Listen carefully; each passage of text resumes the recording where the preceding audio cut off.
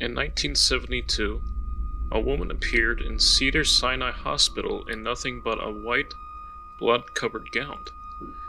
Now, this in itself should not be too surprising, as people often have accidents nearby and come to the nearest hospital for medical attention.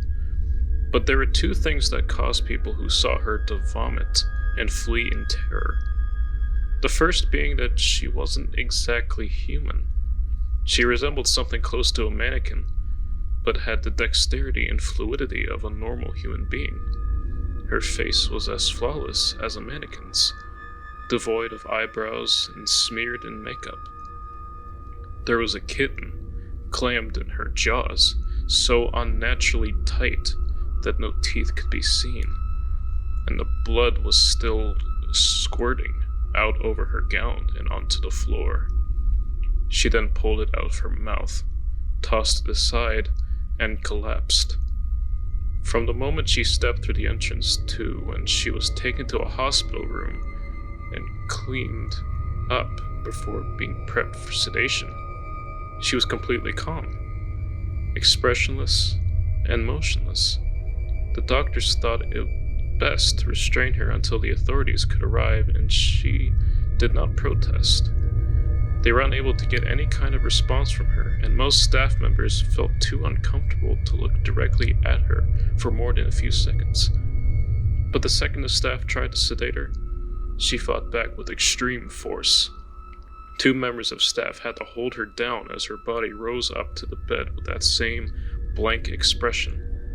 She turned her emotionless eyes towards the male doctor and did something unusual. She smiled. As she did, the female doctor screamed and let go out of shock. In the woman's mouth were not human teeth, but long, sharp spikes, too long for her mouth to close fully without causing any damage. The male doctor stared back at her for a moment before asking, "What in the hell are you?" She cracked her neck down to his shoulder to observe him, still smiling. There was a long pause. The security had been alerted and could be heard coming down the hallway.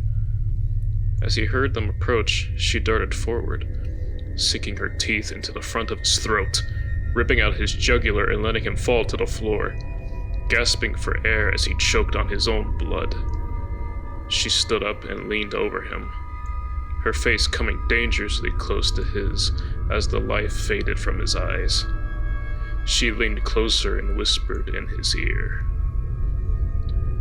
"I am God." The doctor's eyes filled with fear as he watched her calmly walk away to greet the security men.